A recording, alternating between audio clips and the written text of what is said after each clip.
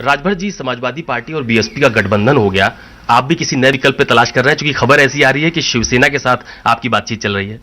देखिए, बातचीत तो हम सबसे करते हैं, चाहे वो मायावती जी हों, चाहे अखिलेश जी हों, चाहे लालू जी हों, और चाहे संजय राउत जी हों, चाहे अमित शाह जी हों, चाहे सोनिया जी हों। देश के सभी नेताओं से हम तालमेल बनाए, क्योंकि पार्टी अब एक स्टेट की पार्टी नहीं रह गई। अब हम अपना आंदोलन अलग अलग स्टेटों में चलाते हैं। हमारा समझौता यूपी में हुआ खास तौर से।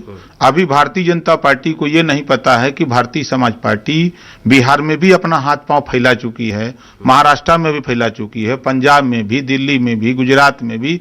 कमोबेश हम हर जगह अपना आंदोलन चला रहे हैं। तो उस स्थिति में हम लोग फिलहाल तो अभी भारतीय जनता पार्टी के साथ हैं, और भारतीय जनता पार्टी को हमने अल्टीमेटम 100 दिन का दे रखा है। धीरे धीरे आज करीब 24 दिन हो गए, और 24 फरवरी को हमने बनारस में एक बड़ा कार्यक्रम रखा है, और वहीं हमने ये तय किया है कि 24 फरवरी तक भारतीय जनता पार्टी के नेता माननीय अमित शाह जी ने जो पिछड़ी जाति के 27% आरक्षण में 3 कैटेगरी बनाने के लिए, पिछड़ा, अति पिछड़ा और सर्वाधिक पिछड़ा, उन्होंने कहा था कि चुनाव के 6 महीना पहले कर देंगे, लेकिन अब तो चुनाव कुल मिलाकर के लगभग 70 दिन के आसपास होगा। लोकसभा चुनाव के पहले करने की बात कही थी।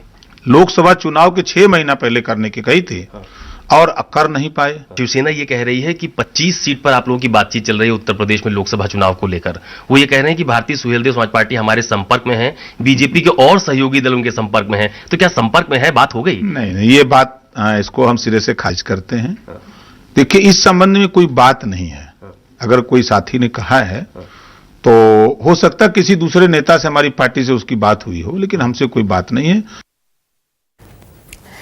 और हालांकि बीजेपी के लिए दिक्कत की बात यह है कि कहने के लिए तो एलाइज है, लेकिन सबसे ज्यादा मुश्किलें बीजेपी के लिए अपने ही खड़े कर रहे हैं।